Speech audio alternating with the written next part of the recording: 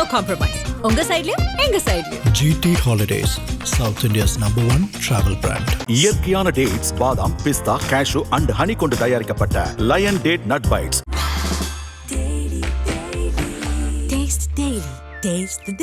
படத்தில் காட்டக்கூடிய அந்த ஒரு மாடர்ன் ஸ்டூடியோ அப்படிங்கும்போது அது ஒரு பிரம்மாண்டமான ஒரு அரண்மனை கைண்ட் ஆஃப் ஒரு இது இருக்குது அப்படிங்கும்போது இது இப்படி இருக்கணும் அப்படின்னு சொல்லிட்டு என்ன ரெஃபரன்ஸ் உங்களுக்கு கொடுத்து? இல்லை, ரெஃபரன்ஸ் வந்துட்டு நம்மளுக்கு ஏற்கனவே ஏவிஎம் எப்படி இருந்துச்சுன்னு நம்மளுக்கு தெரியும். சேலமில் மாடர்ன் தேட்டர்ஸ்னு ஒரு பெரிய ஸ்டூடியோ இருந்துச்சு. இந்த ஸ்டூடியோட வீடியோ இன்னும் யூடியூப்ல இருக்குது. அதோட ரெஃபரன்ஸ் இதெல்லாம் வச்சு இந்த பால்கனி சீக்வன்ஸ் இருக்குல்ல, படத்துக்குள்ள படம் அப்படின்னும் பொழுது அது ஆடியன்ஸ் வந்துட்டு அங்கே ஷூட் பண்ணுறாங்கன்றதை தெரிஞ்சுக்கணும். அதுக்காக என்ன மாதிரியான நம்ம செட்டை உருவாக்க முடியும், அப்படி உருவாக்கினா அவங்க என்ன அதை எப்படி வந்துட்டு அவங்க ஃபீல் பண்ணுவாங்க அப்படின்றத தான் ஒரு அந்த பால்கனி. அந்த நிலவா இல்லை உன் முகமா, அதில் அந்த ஷான்லியர் இருக்கும், அந்த கீழே விழும் பாரு. ஆமாம் ஆமாம், அது வந்து நீங்கள் அந்த ஸ்டைலில் இங்கே எங்கேயுமே கிடைக்கல. பாம்பேயில் இருக்குன்னா அப்புறமா அது வந்து ஒன்றும் இல்லாமல் 1+1 இருக்கும். உடையிறத முன்னே கூட எடுத்துருவாங்க, திரும்ப அது இருக்கிற மாதிரி பின்னாடி கூட எடுப்பாங்க. வாங்கிட்டோம். அது வந்து கிட்டத்தட்ட ஒரு 7 லட்ச ரூபா. அது 2 சேனல் இருந்தேன்.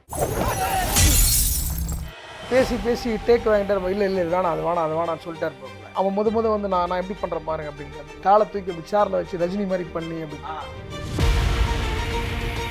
இன்னொரு இடத்துல இந்த செட்டு வந்துட்டு ராணா அவர் வந்துட்டு அந்த கதவை பிடிச்சி இங்கே பாருங்க அப்படின்னு சொல்லிட்டு இப்படி தள்ளுவார். இப்போ ராணா வந்துட்டு அந்த செட்டை அப்படி தள்ள போகிறாரு, அதுக்கேற்ற மாதிரி மூவ் ஆகணும் அப்படிங்கும்போது அப்படிலாம் கிடையாது. நான் பண்ணதுனால அதை மூவ் பண்ணாங்க. இப்போ அவங்க சீனுக்காகலாம் சொல்லலை, செட்டை அப்படி தான் போடுவாங்க. ஏன்னா இப்போ படத்தில் இது ரொம்ப க்யூரியஸாக இருந்தது எனக்கு. அந்த ஒரு கேமரா காட்டுவீங்கல்ல, ஆமாம், அது செட் இருக்கா இல்லை ரியலாக அந்த மாதிரி ஒரு கேமராவை எடுத்துகிட்டு வந்து? கேமரா இல்லை, ரியலாக நம்ம ரெடி பண்ண கேமரா எடுத்துகிட்டு வந்து அதை நம்ம மேக் பண்ணி அதை கொஞ்சம் ஃபைன் டியூன் பண்ணி அங்கே இருக்கிற அந்த இதெல்லாம் ஓடும் பாருங்க, அந்த மூவியால் அந்த. அதுக்கப்புறம் அது வந்துட்டு காலாவில் ரஜினி உட்காந்துச்சாரு. ஆனால் இது அந்த பக்கத்தில் நாய் வச்சுட்டு அப்படி உட்காந்துருப்பாரு ஒரு சேர். ஆமாம், அது அந்த சேர். அதனால் அவர் என் தலைவர் ஞாபகமாக அதை யாருமே உட்கார கூட விட மாட்டேன், அப்படியே தான் வச்சுருக்கேன். அதை தாண்டி வந்து நான் வந்துட்டு ஒரு R&D ஒர்க் பண்ணப்படும், ஒரு ரிசர்ச் ஒர்க்காக அதை பண்ணப்படும். ஒரு ஸ்லம்மு, ஏசியாவிலேயே பெரிய ஸ்லம்னு வச்சுக்கேன், அந்த தாராவியில் இருக்கிற ஸ்லம். அதை வந்து எப்படி நீ வந்து ரீக்ரியேட், இதுக்கு முன்னாடி நிறைய பண்ணியிருக்காங்க எல்லாரும். ஆனால் அது இல்லாமல் நம்ம எல்லாரும் என்ன பண்ண முடியும்? வணக்கம் ராமலிங்கம் அண்ணே. வணக்கம். எப்படின்னு இருக்கீங்க? நல்லா இருக்கும் பாசு. காந்தா படம் பார்த்தேன், எனக்கு ரொம்ப பிடிச்சிருந்தது. ஒவ்வொரு படம் பார்க்கும்போதுமே ஏதோ ஒரு தாக்கம் நமக்குள்ளே வரும். இந்த படத்தில் இந்த விஷயங்கள்லாம் நல்லா இருக்கே அப்படிங்கும்போது, ரொம்ப நாளைக்கு அப்புறம் ஒரு படத்தில் போயிட்டு ஆர்ட் டைரக்ஷன் ரொம்ப சூப்பராக இருக்கே அப்படின்னு சொல்லிட்டு நமக்கு அது ரொம்ப வெளிச்சமாக தெரியுது, ரொம்ப பெருசாக சவுண்டாக தெரியுது. அப்படிங்கும்போது யார் அப்படின்னு பார்க்கும்போது ஓகே ராமலிங்கம் என்ன பண்ணியிருக்காரு அப்படிங்கும்போது, சார்பட்ட மறுபடியும் கர்ணன் அப்படிங்கும்போது ஏன் அந்த ஒரு 70s 60s அப்படின்னா உங்களை தேடி டக்குன்னு வந்துடுறாங்க எல்லாரும்? இல்லை, இது அதான் இதுக்கு முன்னே இருக்கிற ஒரு விசிட்டிங் கார்டு தான். ஓகே, இதுக்கு முன்னே என்னோட படைப்பு என்னவா இருக்குன்னு இப்போ பார்க்குறாங்கல்ல, என்னோட ஒர்க் என்ன இதுக்கு முன்னே என்னவா இருக்குது அப்படின்றது தான் நம்மளோட ஒர்க்கு தான் வச்சுக்க. தனிப்பட்ட ஒரு பர்சனாக இவர் வந்து நல்லவர் வல்லவர், இவர் நல்லா பேசுகிறாரு, இவர் நல்லா பழகிறாரு அப்படின்றலாம் வந்துட்டு எந்த ஒரு வேலையும் அப்படி கொடுக்க மாட்டாங்க. பொதுவாக ஆர்ட் டைரக்ஷன்ன்றது மட்டும் கிடையாது, மற்ற எந்த வேலைகளும் வந்து ஒருத்தர் நல்லா பேசுகிறத கொடுக்க முடியாது. அவங்களோட வேலை என்னவா இருக்குது, அவங்களோட தொழிலில் என்ன நேர்த்தியாக இருக்காங்க, அந்த தொழிலுக்குள்ளே எவ்வளோ உண்மையாக இருக்காங்கன்ற பொறுத்து வர வேலைகள் தான். அது தாண்டி இந்த மாதிரியான கேட்டகரியில் இவர் வந்துட்டு நல்லா ஒர்க் பண்ணுறாரு அப்படின்ற ஒரு பேர் இருக்குது. பேர் மீன்ஸ்னால் அதுக்கு வந்து என்னுடைய படங்கள் இருக்குது. இதுக்கு முன்னே சார்பட்டா இருக்குது, கர்ணன் இருக்குது, கேப்டன் மில்லர் இருக்குது. இது மாதிரியான படங்கள் வந்துட்டு என்னோடய படங்கள் வந்துட்டு எல்லாருக்கும் ஒரு ஸ்டோரியலாக இருக்குது. அப்போது அந்த படங்கள் பார்க்கும்போது ஓகே இவர் கரெக்டாக பண்ணுறாரு அப்படின்ற அவங்களுக்கு ஒரு விஷயம் வந்து இருக்கும்பொழுது அதை நம்ம தேடி வராங்க. ஓகே, இப்போ எனக்கு இந்த படம் பார்க்கும்போது என்ன ஒன்று ஆச்சரியம் அப்படின்னா, இப்போ நீங்கள் அந்த காலகட்டங்களில் நீங்களும் அந்த படங்கள் பார்த்துருப்பீங்க, நானும் அந்த படங்கள் மட்டும் தான் பார்த்துருக்கேன்.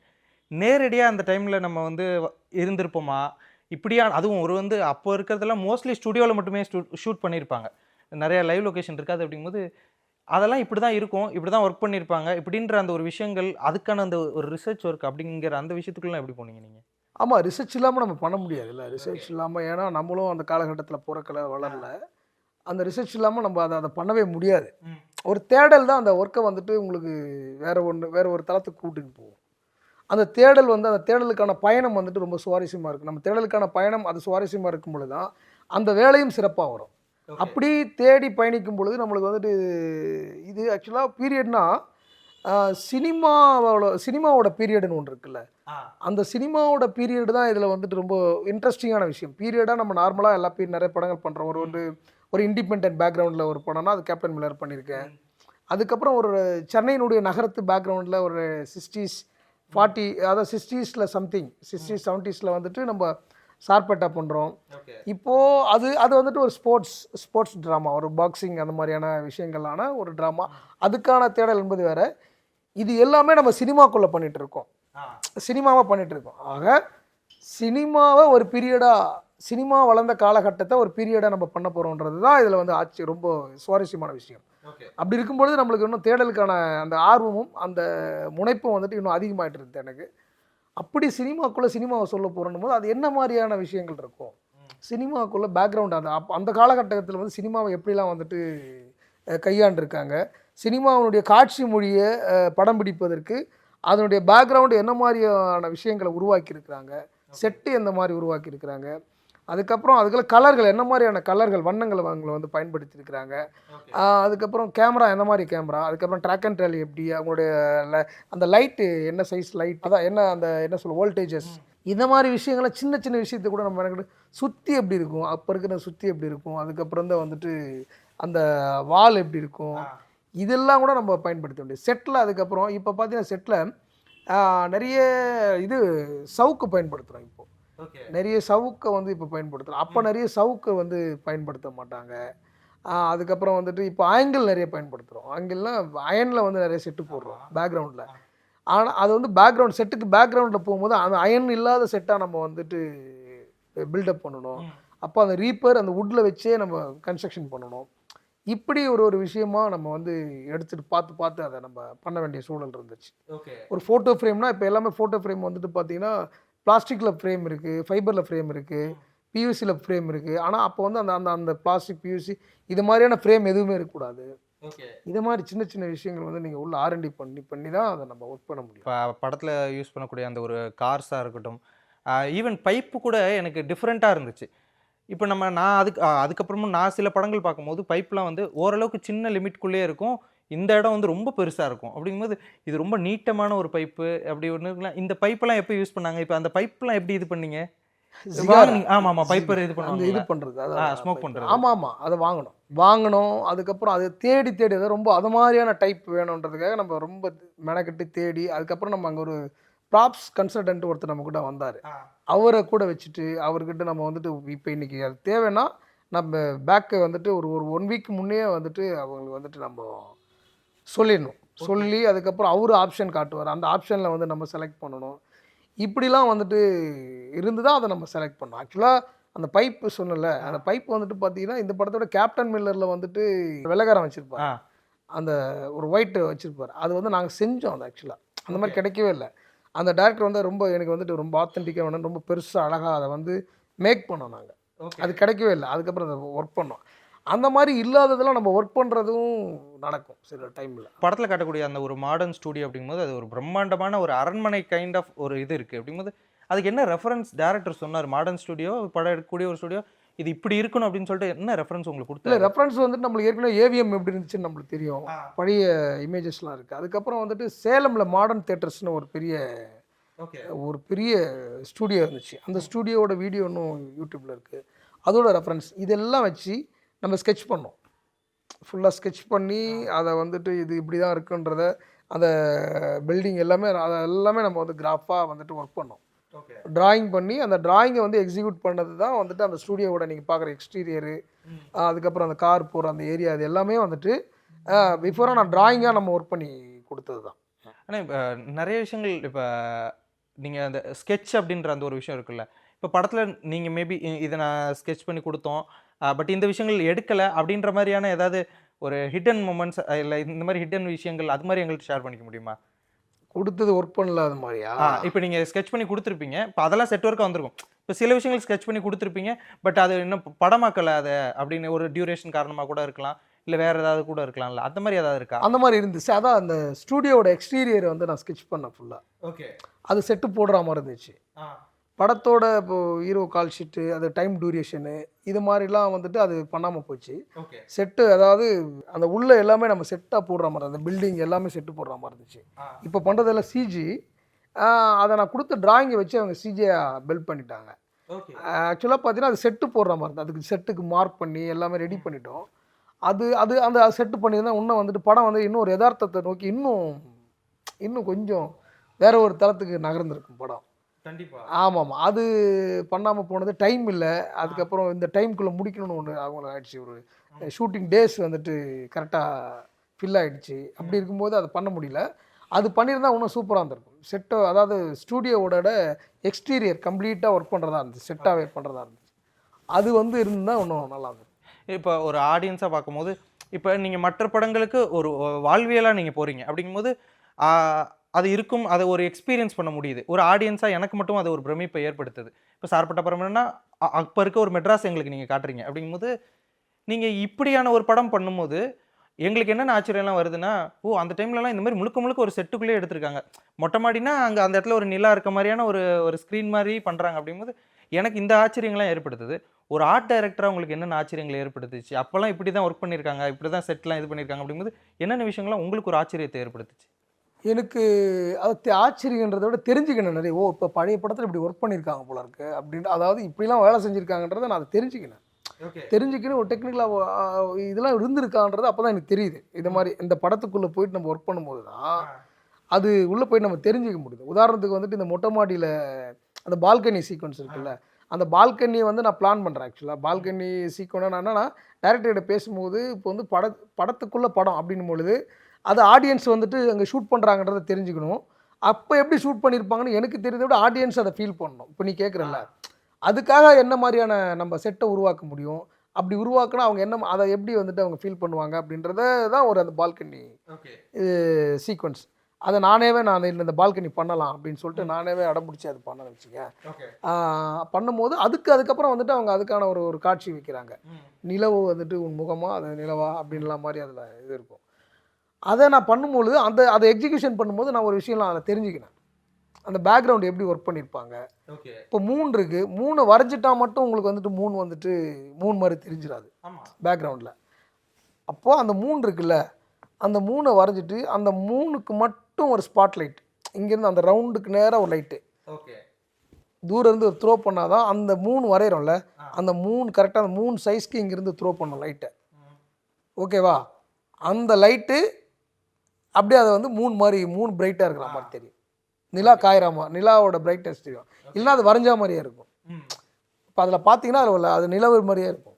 ஆமாம், அது வந்து அதுக்கு லைட் த்ரோ பண்ணணும். இந்த லைட் த்ரோ பண்ணுறதுலாம் எனக்கு ஃப்ளாட்டாக கிடையாது. இப்போ அந்த நிலவு இருக்குன்னா அந்த நிலவுக்கு மட்டும் இங்கிருந்து அந்த கரெக்டாக அந்த ரவுண்டில் மட்டும் போடணும் லைட்டு, மற்ற எங்கேயுமே லைட் போடக்கூடாது. ஆனால் எனக்கு இதில் ஒரு சந்தேகம் என்னென்னா, ஏன் அந்த டைமில் அந்த மாதிரி ஒரு அவுட்டோரில் சும்மா மொட்டை மாடியை தான் காட்ட போகிறாங்க அப்படிங்கும்போது ஒரிஜினலாக ஒரு மொட்டை மாடியில் எடுக்காமல் அந்த மொட்டை மாடியில் இருக்கிறதுக்கும் ஒரு செட் ஒர்க் மாதிரி ஏன் பண்ணாங்க? எதனால அப்படி பண்ணாங்க? அப்போ பண்ணாங்கன்னு கேட்குறேன். அப்போ ஏன் பண்ணாங்க அப்படின்னு கேட்குறேன். அப்போ அதுக்கான சோர்ஸ், அதாவது டெக்னிக்கலாக அப்போ அவங்களுக்கு வந்து எல்லாமே ஸ்டுடியோக்குள்ளே தான் டெக்னிக்கலாக பண்ண தெரியும்.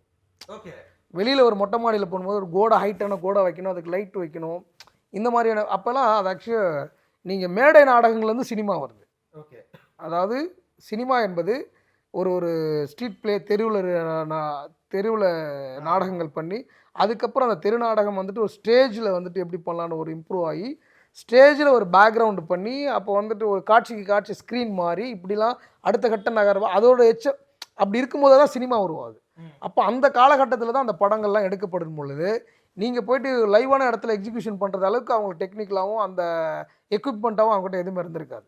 சினிமாவை வந்துட்டு வெளியில் கொண்டு வர தெரியாத காலகட்டம் அது.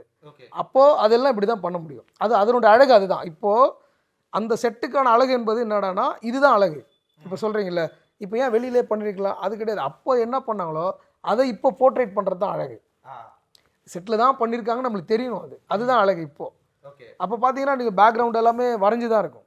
ஒரு வீடு இருக்குது, பின்னாடி எல்லாம் பேக்ரவுண்டு வரைஞ்சி தான் இருக்கும். அது பார்த்தீங்கன்னா அந்த அப்போது அதில் ஒரு டெக்னீஷியன் இருப்பாங்க வரைகிறதுக்கு, செட்டு போகிறதுக்கு ஒரு ஆள், அந்த பேக்ரவுண்டு வரைகிறதுக்கு ஒருத்தர். அந்த பேக்ரவுண்டை தெரியாத அளவுக்கு ஒருத்தர் அந்த டெப்த்து கிட்டத்தட்ட ஒரு 10 கிலோமீட்டர் டெப்த்தை வந்துட்டு அந்த ஸ்க்ரீனில் இங்கே இந்த ஃப்ளாட்லேயே காட்டுவான் அந்த டிஸ்டன்ஸை. அதெல்லாம் தான் டெக்னிக்கல். அப்போது அதெல்லாம் தான் எக்ஸ்பர்ட். அதில் எவன் வந்து பெரிய கில்லாடி கிங்கு அப்படிலாம் அதில் வந்து போட்டு அதுக்கு ஒரு கிராஃப்ட் வளர்ந்துட்டே இருக்கும். ஒரு பேக்ரவுண்ட் ஆர்டிஸ்ட்னு ஒரு கிராஃப்ட் வளர்ந்துட்டே இருக்கும். இப்படி இருந்தால் அப்போ ஒன்று டெக்னிக்கல் வளர்ந்தும் பொழுது ஒரு கிராஃப்டாக காணாத போகும். இப்போ பேக்ரவுண்ட் ஆர்டிஸ்ட் யாரும் இல்லை, ஏன்னா அதுக்கு தேவைப்படலை. இப்போ டெக்னிக்கலாக வந்து சினிமாவை வந்து வேறு ஒன்றா நம்ம அடாப்ட் ஆகிட்டு லைவ்லேயே வந்து ஷூட் பண்ணிடுறோம். இல்லை தேவைப்பட்டால் இப்போது மேக்ஸிமம் இப்போ கூட லைவ்லேயே ஷூட் பண்ணிடலாம்.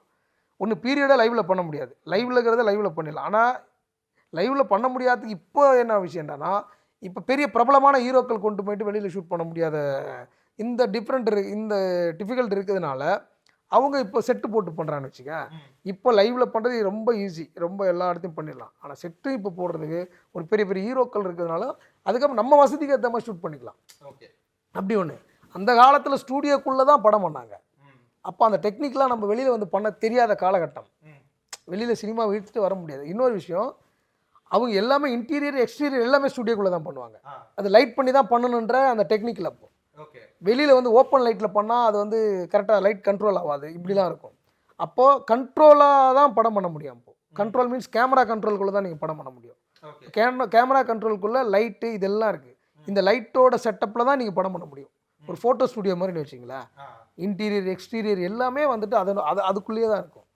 அப்போது அது அப்படி தான் அது பண்ண முடியும். அதனால தான் அது அப்படி பண்ணுறாங்க. படத்துக்குள்ளே ஒரு படம் எடுக்கிறாங்க அப்படிங்கும்போது அந்த படத்துக்குள்ளே ஒரு ஃப்ரேம் இருக்கும். அதை தாண்டி நம்ம அந்த படத்துக்குள்ளே இதுதான் ஃப்ரேமு, அதில் அங்கே நடிச்சிட்டு இருக்காங்க. பட் நம்ம படத்துக்குள்ளே இந்த படம் எடுக்கிறது இது எல்லாமே தெரியணும், இவ்வளோ ஃப்ரேம் இருக்கணும், அதுக்கேற்ற மாதிரி ஒர்க் பண்ணி கொடுங்க அப்படின்ற அந்த ஒரு விஷயத்துக்கு நீங்கள் எப்படி அடாப்ட் ஆகி ஒர்க் பண்ணுவீங்க அப்படின்னு கேட்குறேன். இல்லை அதுதான் அந்த படத்துக்குள்ளே தான் நான் ஒர்க் பண்ணேன். வெளியில் இருக்கிற படத்துக்கு அந்த டைரக்டர் பார்த்துப்பாரு. ஓகேவா? அவர் லைட் இப்போது ஒரு படத்துக்குள்ளே படம்ன்றது செட்டில் தான் ஃபுல்லாக. அதுக்கப்புறம் படத்துக்குள்ளே இருக்கிற வெளியில் கதை ஒன்று இருக்குல்ல, அந்த கதை எல்லாமே வெளியில் தான் இருக்கும். அதுவுமே பார்த்தீங்கன்னா அந்த செட்டுக்குள்ளே வெளியிலேருந்து எடுத்துக்கலாம். அதாவது படத்துக்குள்ளே அது வந்து ஒரு பிளாக் அண்ட் ஒயிட்டில் காட்டுவாங்க. பிளாக் அண்ட் ஒயிட்டில் இருக்கிறது அந்த படத்துக்குள்ளே இருக்கிற படம். அதை தாண்டி நம்ம பண்ணுற படத்துக்கு அந்த செட்டில் தான் கதை, அதே செட்டில் வெளியில் இருக்கும். அதுக்கு தான் நான் வந்து சொன்னது, அந்த ரீப்பர் தெரியணும், அந்த அங்கே இருக்கிற வந்துட்டு ஒரு அயன் தெரிஞ்சிடக்கூடாது, அங்கே இருக்கிற சுற்றி அங்கே இருக்கிற அந்த சேர்ஸு, ஷூட்டிங் அட்மாஸ்பியர், டைரக்டர் உட்காரக்கூடிய சேர்ஸு, இது எல்லாம் அந்த கதைக்கு, அதாவது படத்துக்குள்ளேயே வெளியில் இருக்கிற கதைக்கு. படத்துக்குள்ளேயே உள்ள இருக்கிற கதைக்கு தான் பிளாக் அண்ட் ஒயிட்டில் இருக்குதுல்ல, அந்த பிளாக் அண்ட் ஒயிட்லுக்கு ஏற்ற மாதிரி நம்ம ஒர்க் பண்ணணும். பிளாக் அண்ட் ஒயிட்டில் எது வந்து ரொம்ப பிளாக்காக தெரியும், எது ஒயிட்டாக தெரியும். சில விஷயங்கள் வந்து ரெட்டும் ப்ளூவும் பிளாக்காகவே தெரியும் காமிச்சிங்கன்னா. இப்போ ஒரு ஃப்ரேமில் நீ ரெட் கலர் ஷர்ட்டை நான் ப்ளூ கலர் ஷர்ட்டை போட்டிருந்தேன்னா 2 பேருமே பிளாக்காக தெரியும். அப்போ பிளாக் அண்ட் ஒயிட்டாக பேலன்ஸ் பண்ணுறதுன்னு ஒன்று இருக்குல்ல, அந்த பிளாக் அண்ட் ஒயிட்டாக பேலன்ஸ் பண்ணுறது, அது எது ஒயிட்டாக தெரியும், எது பிளாக்காக தெரியும். ஒரு ஃப்ரேமில் பிளாக்கும் ஒயிட்டும் மிடில் இதெல்லாம் வந்துட்டு பேலன்ஸாக இருந்துனே இருக்கிற கலர் பிளாக் அண்ட் ஒயிட்டாக பண்ணும்போது, அப்போ எந்தெந்த கலர் வந்துட்டு பிளாக்காக தெரியும், எந்தெந்த கலர் ஒயிட்டாக தெரியும், எந்தெந்த கலர் கிரேவாக தெரியுன்ற நாலேஜ் உங்களுக்கு இருக்கணும். அப்படி தான் அந்த பிளாக் அண்ட் ஒயிட்டுக்கு ஒர்க் பண்ணணும். வெளியில் வந்து கலராக இருக்கும், அந்த கலருக்கு வந்துட்டு அதுக்கேற்ற மாதிரி ஒர்க் பண்ணணும். ஓகே, அப்படிதான். புரியுது. இப்போ எனக்கு படத்தில் வந்துட்டு ஓகே இதெல்லாம் செட் அப்படிங்கும்போது படத்துக்குள்ளே நடக்கிற இடம் அந்த ஒரு செட் அப்படின்னு ஓகே. கிராண்டியராக ஒரு வீடு காட்டியிருப்பீங்க. ஐ மீன் இவங்க மாமனார் நிழல்கள் ரவி அவர், அது ஒரிஜினல் ஒரு பேலஸ் மாதிரியான ஒரு வீடா இல்லை? இல்லை அது வந்து ஒரு வீடு, அதில் வந்து நம்ம சும்மா ஸ்ட்ரக்சர் தான், அது சும்மா எம்டி வீடு. அதெல்லாம் நம்ம வந்துட்டு அந்த பீரியட்குள்ளே இருக்கிற ஒரு பெரிய பார்ட்டி நடக்கிற மாதிரியான பேக்ரவுண்டில் இருக்கிற அந்த எப்படி சொல்கிறதுன்னா அந்த பாரோட கவுண்ட்ரு, அதுக்கப்புறம் பெயிண்டிங்ஸு, சேர்ஸு, அங்கே இருக்கிற எல்லாமே நம்ம ரெடி பண்ணது. சும்மா ஒரு எம்டி ஒரு ஹால் மாதிரி அதுக்குள்ளே நம்ம உருவாக்குனது. அதில் சின்ன டிவி இருக்கும், அங்கே சோஃபா, அந்த சோஃபா, அதுக்கப்புறம் சோஃபா மேலே பெயிண்டிங்ஸ் இருக்கும், அவரோட ரூம்குள்ளே அந்த கபோர்டு இது எல்லாமே நம்ம டிசைன் பண்ணி ஃபர்னிச்சராக ஒர்க் பண்ணது எல்லாமே. ஓகே, வெளியிலேருந்து ரெண்டில் எடுக்கிறது கிடையாது, அது எல்லாமே மேக் பண்ணுறது எல்லாமே. ஓகே, அந்த காலகட்டத்துக்கு எப்படி இருக்குமோ அப்படி நம்ம பண்ணுறது. நான் பார்த்துட்டு எனக்கு ரொம்ப ஆச்சரியமா, தேட்டர்லேயுமே எல்லாரும் ரொம்ப ஆச்சரியமாக கைத்தட்டின ஒரு சீன்னா இந்த கிளைமேக்ஸில் வந்துட்டு அந்த மிரர் சீனு. ஆமாம், மிரர் அந்த இது ஃபுல்லாகவே அது ஃபுல்லாக செட்டு இல்லை, அது ஃபுல்லாக செட்டு. இப்போ அது எப்படின்னாலும் அது ஒரு ரிஃப்ளெக்ஷன் ஏதாவது ஒரு விஷயம் வரும் அப்படிங்கும்போது அதுக்கேற்ற மாதிரி ஏதாவது ஸ்பெஷல் கைண்ட் ஆஃப் இது அந்த மாதிரி ஏதாவது? இல்லை கேமரா நீங்கள் இப்போ தம்பிங்களை கேட்டாலும் சொல்லுவாங்க எப்படி கேமரா வைக்கலாம்னா, இல்லை அது பெரிய டெக்னிக்லாம் கிடையாது. ஓகேவா? அப்போ அவங்க கேமரா ஹேண்டில் பண்ணுறவங்களுக்கு தெரியும், அது எப்படி எந்த இடத்த கேமரா வச்சா அது தெரியாது, எந்த பக்கம் வச்சா தெரியாதுன்றது அவங்களுக்கு தெரியாது. அது பெரிய விஷயம் இல்லை. அது அந்த கண்ணாடியாக ஃபுல்லாக வந்துட்டு நீங்கள் செட் பண்ணுறது தான் பெரிய மேட்ரு. கண்ணாடியாக வந்துட்டு அங்கே இருக்கிற இது மாதிரி ஒரு சின்னதாக ஒரு டீப்பாக இருக்கும், அதுவுமே அங்கே இருக்கிற எல்லாமே கண்ணாடி, அந்த டேபிள் கேபிள் எல்லாத்தையுமே கண்ணாடியாக பண்ணோம். அது கிளைமேக்ஸ் ஒட்டி படத்துலேயும் வந்து லாஸ்ட்டாக தான் பண்ணோம். அது ரொம்ப டஃப்பாக இருந்தது அதை ஒர்க் பண்ணுறதுக்கு. என்னடா ரொம்ப அங்கே அந்த ஏரியாக்குள்ளே நம்ம ஹைதராபாத்தில் ஃபுல்லாக ஷூட் பண்ணோம். அந்த கண்ணாடி ஃபிக்ஸ் பண்ணுறவங்க கரெக்டாக கிடைக்கல டைமிங்க்கு. படத்தில் கொஞ்சம் பயங்கரமாக கொஞ்சம் ஒரு எப்படின்னா ஒரு எப்படி சொல்கிறது, ஒரு ஹார்ட் பீட் எகிறக்கூடிய ஒரு மொமெண்ட்னா அந்த செட்டு பண்ணும்போது தான். ஓகே, உங்களுக்கே அது அப்படிதான் இருந்ததா? அதுதான் அது என்னன்னா ஆட்கள் கிடைக்கும். இங்கே நான் நம்ம ஊராக இருந்தால் நம்ம ஈஸியாக பண்ணிவிடுவோம். ஆ அங்கே வந்துட்டு மொழி தெரியல, அவன் ஹிந்தி பேசுகிறான், தெலுங்கு பேசுகிறான், தமிழ் தெரியல, இங்கிலீஷும் தெரியல. அதனால நம்ம அதை வந்து கரெக்டாக அந்த ஆட்களை பிடிக்கிறது நம்மளுக்கு வந்துட்டு பெரிய சிரமம் ஆயிடுச்சு. அது மாதிரி ரொம்ப ரொம்ப ஹை ப்ரெஷராக ஒர்க் பண்ண மொமெண்ட் அது, அந்த கண்ணாடி மொமெண்ட். ஓகே. இல்லை அதுக்கப்புறம் அந்த அவரோட வீடு இருக்குல்ல, சமுத்திரகனி சார் வீடு, ஹீரோட வீடு. ஆமாம், ஹீரோட வீடு ஒரு எம்டி வீடு. அந்த வீடை மாற்றுறதுக்கு ஒரு அது வந்துட்டு ரொம்ப அதான் நம்ம ஒன்று அதான் அது வந்து அது ரொம்ப பெரிய சேலஞ்சிங்காக இருந்தது. அந்த வீட்டை கரெக்டாக கொண்டாந்து பீரியடுக்குள்ளே உட்கார வைக்கிறது.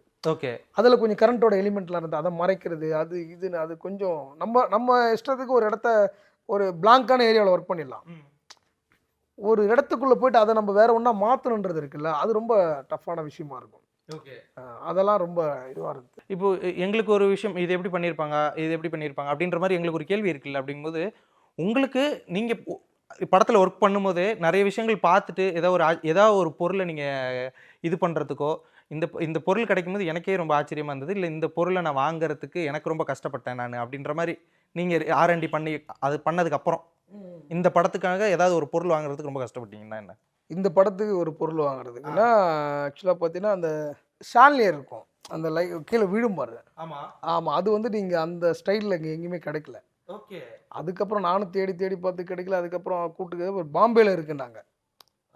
பாம்பேல இருக்குன்னா அப்புறம் ப்ரொடக்ஷனே கூட்டு சொல்லிட்டேன், பாம்பேல இந்த மாதிரி இருக்கு ஒரு இடத்துல, நீங்கள் அது என்னன்னு பேசி வர வச்சுருங்க அப்படின்னு.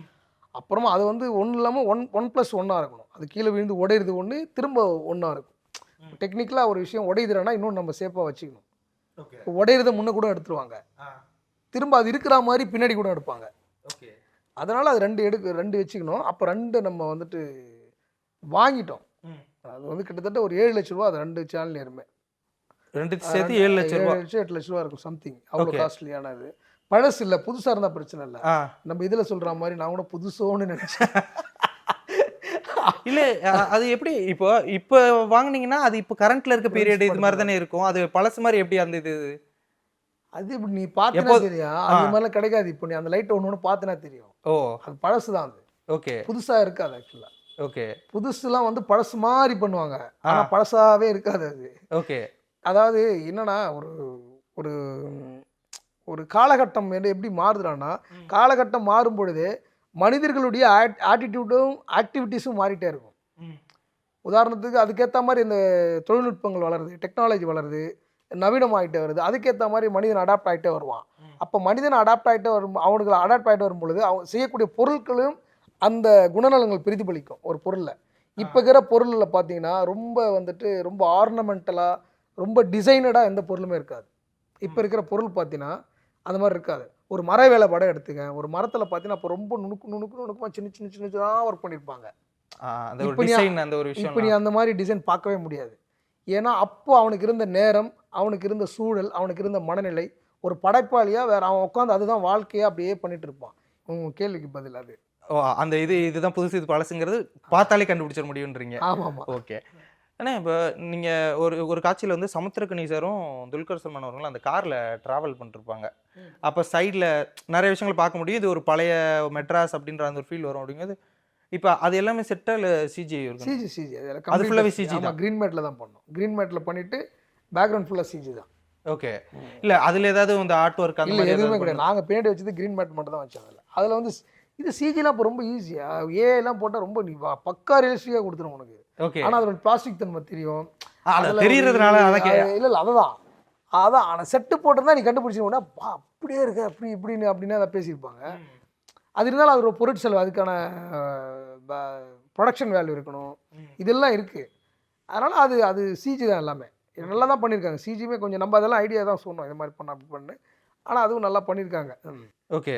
ஆனால் நீங்கள் பண்ண அந்த ஸ்கெட்ச் ஒர்க் அது மாதிரி ஏதாவது காட்டலாமா? காட்டுறேன். உனக்கு படத்துக்கான எல்லா ஸ்கெட்சஸும் இருக்குது, செட்டோட எல்லா ஃபுட்டேஜஸ் இருக்குது, எல்லாமே நான் உனக்கு காட்டுறேன். இதுக்கு எல்லாத்துக்கும் என்னென்ன பண்ணுறது எல்லாமே இருக்குது. செல்வராஜ் அவர்கள் வந்துட்டு இப்படி ஒரு படம் பீரியட் இதில் பண்ண போகிறோம் அப்படின்னு உங்கள்கிட்ட வந்து சொல்லும்போது உங்கள் மைண்டில் என்னென்ன விஷயங்கள்லாம் ஃபஸ்ட்டு ஓடிச்சு? அவர் மொத்த இதெல்லாம் சொல்லிட்டு அதுக்கப்புறம் உங்களுக்கு என்னென்ன விஷயங்கள்லாம் ஓடிச்சு?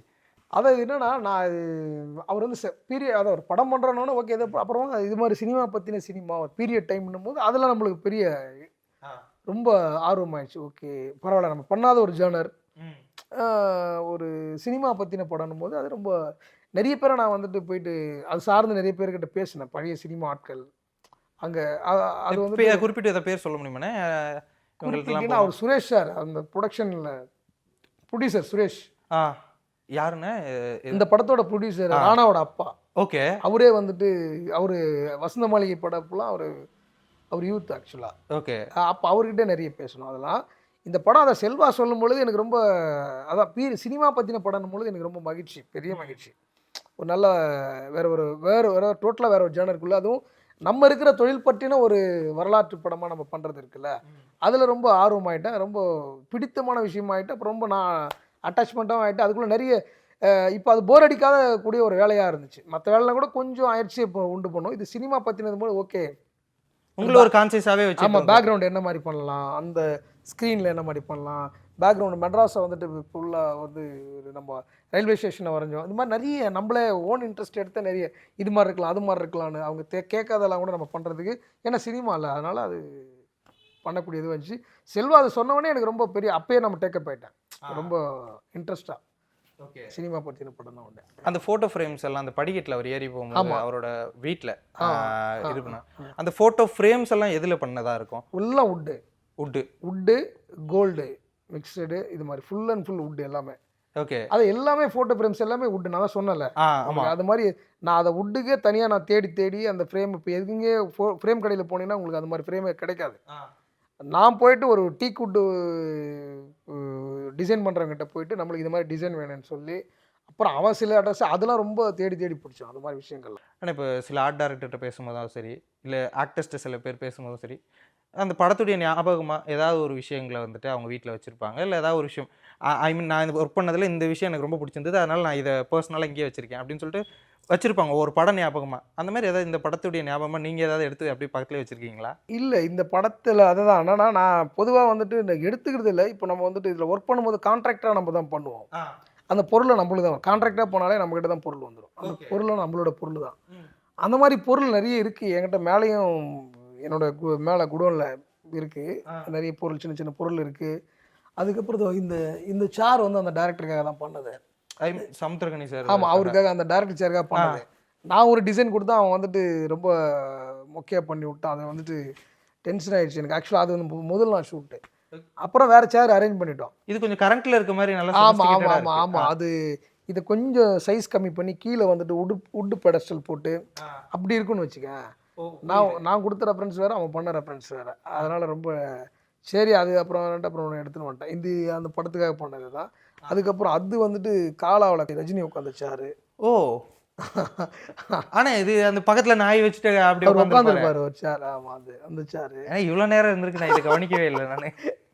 அதனால் அவர் என் தலைவர் ஞாபகமாக அதை யாருமே உட்கார கூட விட மாட்டேன், அப்படியே தான் வச்சிருப்பேன். ஓ மேக்ஸிமம் அது அப்படியே தான் இருக்கும், யாரும் உட்கார மாட்டாங்க அதில். அந்த சேர் அப்படியே இருக்கும், ஏதாவது பொருள்கள் மேலே வச்சுருப்பாங்க. இப்போ அதிகமாக உட்கார மாட்டேன் நான், எப்போயா ஆசைப்பட்டு உட்காருவேன். அந்த யாரும் உட்கார மாட்டாங்க அதிகமாக. தலைவர் உட்காந்துச்சார் உட்காந்து நீ கூட யாரும் அதுக்கு விருப்பப்பட்டு கேட்டாலும் உட்காந்து ஃபோட்டோலாம் எடுத்துப்பாங்க. ஓ அந்த மாதிரி அது. Okay seriously. இப்போ இன்னொரு சேர் இருக்குது. அவர் வந்து ஷூட்டிங் ஸ்பாட்டில் உட்கார்றதுக்காக அவர் ஒரு சேர் கேட்டார். அப்போ நான் போயிட்டு வாங்கின சேர் அங்கே உள்ளே வச்சுருக்கேன். அது ஓகே.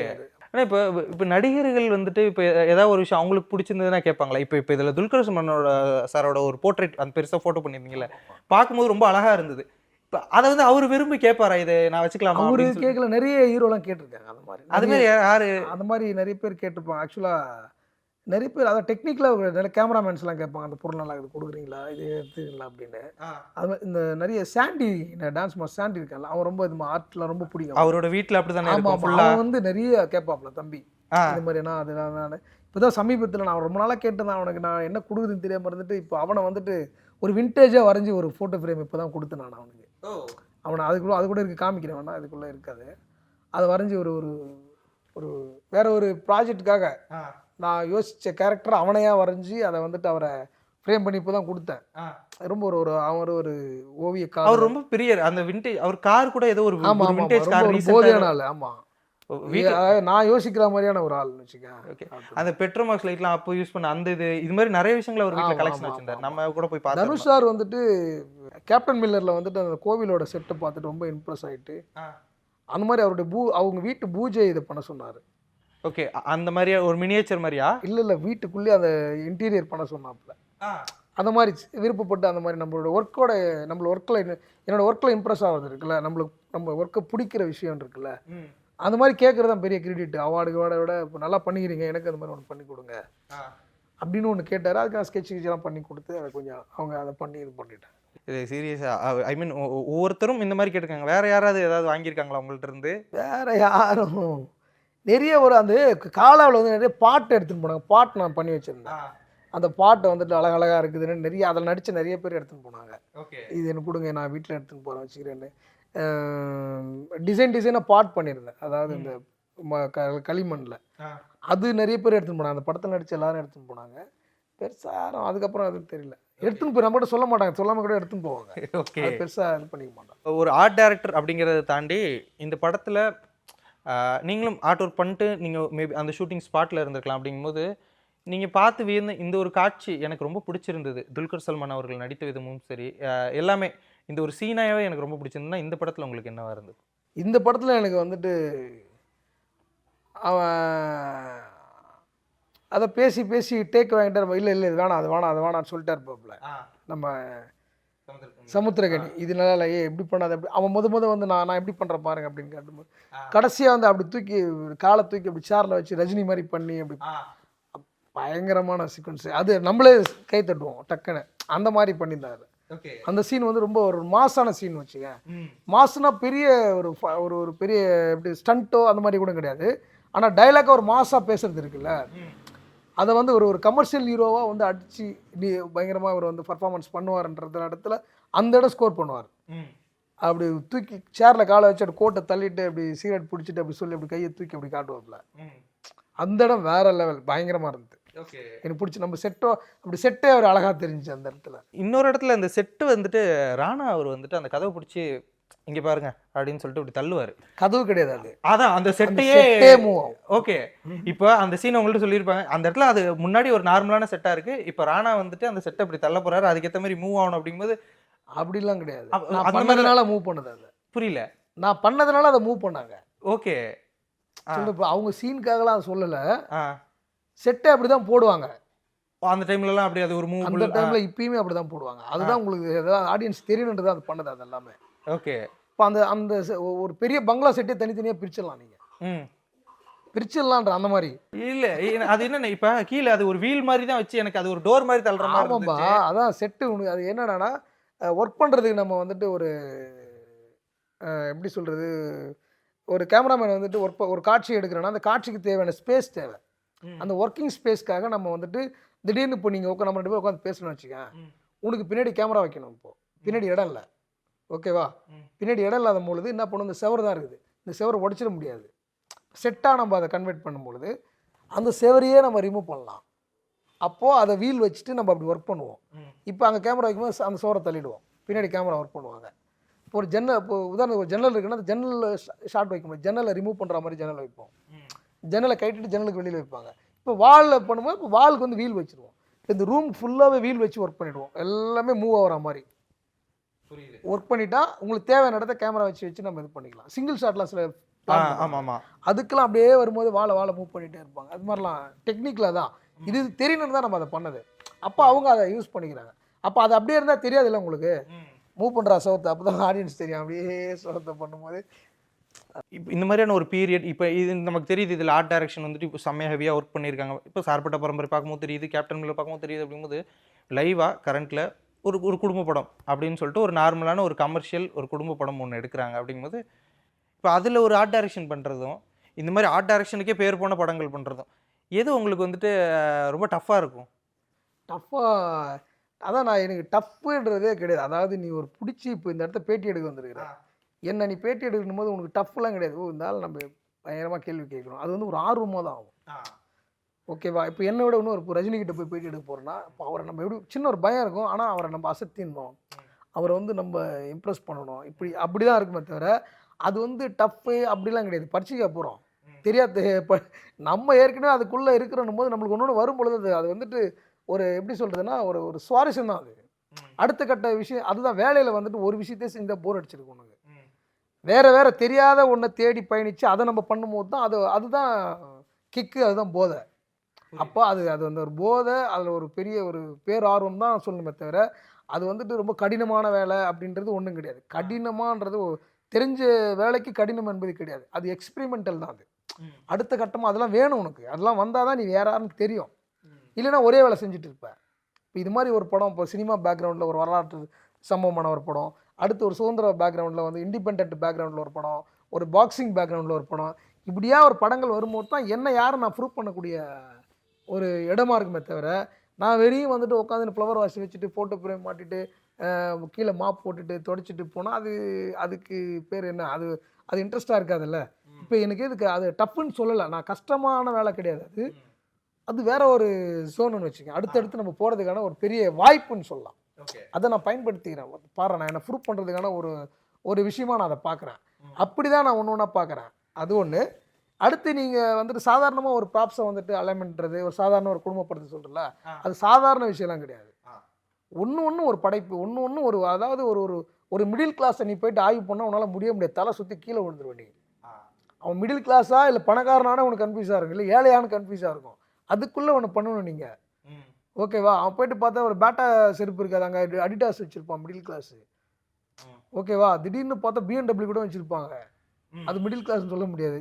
இப்படி அதை வந்து நம்ம அது அவங்களோட உளவியல் சேர்ந்து அதுக்கு ஒர்க் பண்ணுறதுக்கு இல்லை. செட்டு மாத்திரம் கிடையாது ஒரு ஆர்ட் டைரக்டர். அதனால தான் எனக்கு அந்த மக்களுக்கு வந்து அந்த ஒரு கான்சென்ட்ரேட் போகாதுல. இந்த படத்துல ஒரு ஆர்ட் அதுதான் வரேன். அதான் அது மட்டும் கிடையாது. ஒன்றும் இல்லை, இப்போ ஒரு படம் பண்ணிக்கிறேன். அதாவது நம்ம தூக்குனாங்குருவினை லீனா மணிமேகலையோட அதில் வந்து ஒரு செட்டப் சின்னதாக வந்துட்டு அவங்க வந்துட்டு ஒரு அங்கன்வாடியில் வேலை செய்கிற ஒரு அம்மா. அவங்க அங்கன்வாடியில் வேலை செய்கிறாங்க. ஆக்சுவலாக அப்போது அங்கன்வாடியிலன்றவங்க அங்கன்வாடி பால்வாடியில் வேலை செய்கிற ஆயம்மா அவங்களுக்கு என்ன பண்ணாங்க, வீட்டில் இருக்கிற ஒரு நார்மலான வீடுன்னு நினைப்போம். ஆனால் அவன் பொண்ணு ஐடியில் ஒர்க் பண்ணுறா, படிக்க வச்சுட்டாங்க. அவங்க பொண்ணு கொஞ்சம் எம்பவர் ஆகிட்டாங்க. அவங்க ஒரு ஐடியில் ஒர்க் பண்ணுறாங்க. அப்போ அந்த பொண்ணோட இன்ஃப்ளூயன்ஸ் இந்த வீட்டில் இருக்கும். ஓகேவா? இப்போ அந்த பொண்ணு சம்பாதிக்கிறா, 1 லட்சம் 2 லட்சம் சம்பாதிக்கிறா. அவளோட இன்ஃப்ளூயன்ஸ் இங்கே இருக்கும். அவன் நல்ல டிவி இருக்கும், ஃப்ரிட்ஜ் இருக்கும். ஆனால் அவங்க அம்மா அங்கன்வாடியில் தான் ஒர்க் பண்ணுறாங்க. அதை வந்து நம்ம அப்படி கொலாஜாக பண்ணணும். அது இல்லாமல் ஒரு நல்ல எனக்கு ஆக்சுவலாக செட்டு போடுறது எனக்கு ரொம்ப பிடிக்கும். செட்டு போடுற வேலைகள் இது பண்ணுறது. அதை தாண்டி இது மாதிரி வந்து நம்ம ஒரு அரேஞ்ச்மெண்ட்டெல்லாம் வீட்டை ரெடி பண்ணுறது இருக்குல்ல, அது ரொம்ப பிடிக்கும் எனக்கு. ரொம்ப அவங்க ஒரு புழக்கமான இடமா காட்டணும், அவங்க அங்கேயே வாழ்ந்துட்டு இருக்கிற மாதிரி காட்டணும். அந்த எஃபெக்ட்ஸ் பண்ணுறது எனக்கு ரொம்ப பிடிக்கும். ஒரு வீட்டை வந்து ரொம்ப பழசாக காட்டுறது, ரொம்ப ஒரு பொருளை வந்துட்டு ரொம்ப ஏஜ்டாக காட்டுறது, ஒரு பொருளை எப்படி, இதெல்லாம் ரொம்ப பிடிக்கும். இதெல்லாம் எதில் பண்ண முடியும்டானா இது மாதிரியான சின்ன படங்களை தான் பண்ண முடியும். பெரிய படங்களில் வந்துட்டு வெறும் செட்டு பெருசாக போடலாம், அதுக்கு ஒரு ப்ராசஸ் நடக்கும், அதில் போயிடும். ஆனால் இது மாதிரி படங்களுக்கு நம்ம இறங்கி ஒர்க் பண்ணணும். அது உள்ள ஃபஸ்ட் விட்டால் கூட மொக்கே ஏதாவது பண்ணிட்டு போயிடுவானுங்க. ஏதாவது சும்மா இப்படி எனக்கு ஒரு இடத்த ஒரு சுவர் ஒரு வீடு உள்ளே என்ட்ரி ஆகிற அந்த வீடை வந்து ஒரு ரெகுலராக நம்ம இப்போ வீட்டுக்குள்ளே வரணும்னு வச்சுக்க, ஒரு கதவு இருக்குது, ரெகுலராக அந்த கதவில் ஒரு இடத்த கையை வைப்போம். எல்லா இடத்த விட அந்த ரெகுலராக அந்த கதவில் கையை வைக்கிற இடம் தான் கொஞ்சம் டஸ்ட்டாக இருக்கும். அதெல்லாம் நீங்கள் அப்போ வந்து அந்த இடத்த கரெக்டாக அந்த கையை வச்சா எப்படி இருக்குன்றத அந்த ஒரு டஸ்ட்டை கொண்டாந்து நம்ம இது பண்ணணும். ஓகே, அந்த மாதிரி. அதுக்கப்புறம் இது மாதிரி சின்ன சின்ன வேலைகளை இது மாதிரி சின்ன படங்கள் பண்ண முடியும். அதுக்கப்புறம் எனக்கு இது மாதிரி சின்ன படங்களும் பண்ணுறதுக்கு ரொம்ப பிடிக்கும் எனக்கு. நான் வந்துட்டு என்னெல்லாம் பெருசாக ஒரு பெரிய படங்கள் பண்ணுறாரு, இவர் இந்த மாதிரி படம் பண்ணுவாரா பண்ண மாட்டாரான்னு ஒரு டேரக்டர்கள் கூட சில இதெல்லாம் இருக்கும். எல்லாம் அது டெம்ப்ளேட்டாக ஒரு ஆர்ட் டைரக்டர் வச்சுருக்காங்க. பெரிய படம் அவர் பெரிய படம் பண்ணுவார், அப்படிலாம் கிடையாது. நான் சின்ன படங்களும் அதுக்கேற்ற மாதிரி பட்ஜெட் வாங்கி அதுக்கேற்ற மாதிரி சம்பளம் கொடுத்தா கூட எனக்கு பிரச்சனையே கிடையாது. சம்பளம் எனக்கு ஒரு ஃபேக்டர் கிடையாது. ஆக்சுவலாக நான் நல்ல படைப்பு நல்ல கதை இருந்தால் அந்த மாதிரி படங்களை வேலை செய்யறதுக்கு இன்னும் இன்ட்ரெஸ்ட்டாக இருக்கும். ஏன்னா இது மாதிரி படங்கள் நேரடியாக என் வேலை இருக்கும். அதில் வந்து கார்பெண்டர் வேலை, பெயிண்டர் வேலை, இவங்க வேலை இருக்கும் அதிகமாக. அதில் போய் நம்ம சூப்பர்வைசிங் பண்ணிகிட்டே இருக்கணும். இதில் டைரெக்டாக நான் இறங்கி செய்ய முடியும் இந்த வேலையை.